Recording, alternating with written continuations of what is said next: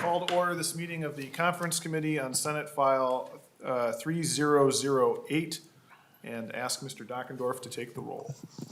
Chair Stephenson. Present. Chair Dahms. Present. Representative Cotiza-Wattoon. Present.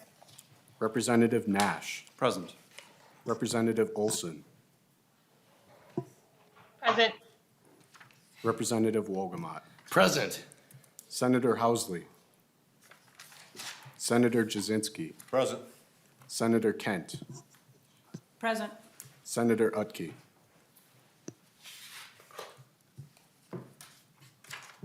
We have a quorum. The sole item of business is consideration of our proposed conference report for Senate File 3008. Senator Dahms, would you like to move adoption of the committee report in order to get it in front of the committee? So moved. Senator Dahms moves adoption of the committee report, conference committee report on Senate File 3008 to get before the committee. I will move the amendment coded CCR SF3008, and we will have nonpartisan staff walk through the amendment. Mr. Clayman. Mr. Chair and members, I'm going to start with page 1. This is Article 1. Section 1 is the distilled spirits manufacturer definition that's related to the cocktail room provision that is in the third section of the bill. Page 2, Section 2 is the definition of malt liquor, defining malt liquor to include malt substitutes, and clarifying the definition of beer for purposes of Chapter 340A. Section 3 is the microdistillery and distilled spirits manufacturer's cocktail room provision. That also includes the third-party bottling contract provision. There are some changes from the House side in this provision on page 3, subdivision 4, going on to page 5. Those changes are the provision allowing up to 1.125 liters of distilled spirits is no longer in that provision. And in addition, on line 4.9 through 4.11, there's a provision that allows rulemaking for the Commissioner of Public Safety to ensure compliance with the 750 milliliter bottle limit that remains in the bill. Section 4 is the increase in the growler cap from 20,000 to 150,000 barrels. Section 5 is the provision that relates to expanded off-sale for certain small brewers who are brewing 7,500 barrels annually. And there is also on page 5, starting on line 14, again from the House bill that was heard previously in this committee, there's a reporting provision here, very similar to the one for microdistillery off-sale, and allowing the Commissioner of Public Safety to establish rules to ensure compliance with the 128-ounce limit under the expanded off-sale provisions in that section. Section 6 is the provision relating to and allowing certain small cideries to self-distribute. There is new language again in this provision from what was heard in this committee previously. That's on lines 6.7 and 6.8. And it just requires the affidavit that is required to be submitted by the winery producing apple-based cider to also detail the actions that were taken by them to try to pursue a contract with a wholesaler when making a certification that a wholesaler is not available to distribute their products. Sections 7, 8, and 9 are unchanged from when they were heard in this committee. Those are the Coleman Act provisions relating to open wholesaling. Section 10, this is a section that includes the on-sale, the authority for municipalities to issue on-sale licenses for resorts.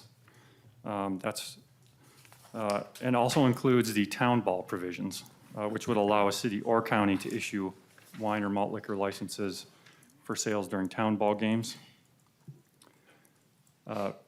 Then starting on page 8 of the committee report, section 11, this is the provision that allows counties to issue on-sale licenses for auto racing facilities. Section 12 on page 9. This is the county provision for the on-sale licenses for resorts. So the cities were in the previous section, and this is the section that provides those for counties. Sections 13 and 14 are the provisions relating to allowing temporary on-sale licenses to be issued to county fairs for 7 days. That was one per year. That's sections 13 and 14. Again, unchanged from when the bill, or when this bill was heard in this committee previously. Section 15 is the exclusive liquor store provision allowing sales of glassware and citrus fruits. Section 16 is the extended hours for on sale during live World Cup matches.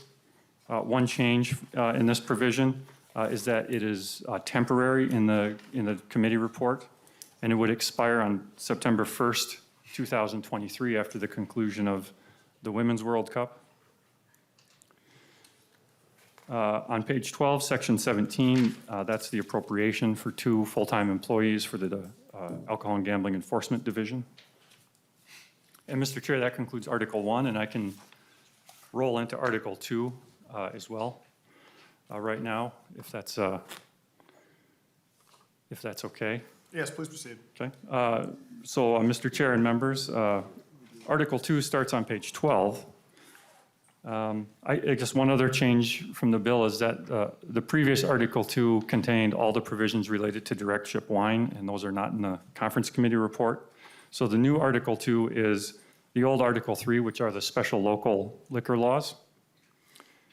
Section 1 on page 12 is the on-sale provision for the city of Wilmer. Section 2 is the on-sale provision for Sauk Rapids. Section 3 is the on-sale provision for St. Paul, that's page 13. Section 4 is the on-sale provision for the city of St. Cloud. Section 5 is the social district license for the city of Anoka.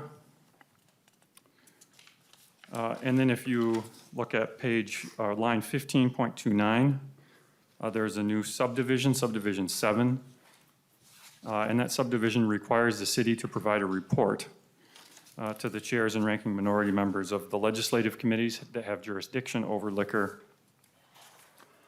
And they have to report on essentially within 24 months of issuance of the first license, the city would have to provide a report that just details the city's experience in issuing the license.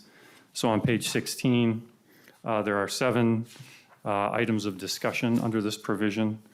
They have to describe the process they use to designate their social district, the community response to the social district, and with a concentration on residents living and businesses operating within a 1-mile radius of the district. They would also have to discuss the response to the social district from on-sale licensees, both in and outside the district. They'd have to report on the problems encountered in establishing and overseeing the social district and the social district licenses for the on-sale licensees. They'd have to describe public safety concerns that arose due to the operation of the district, the benefits and drawbacks to the city of continuing the social district, and also make recommendations for modifications to the special law.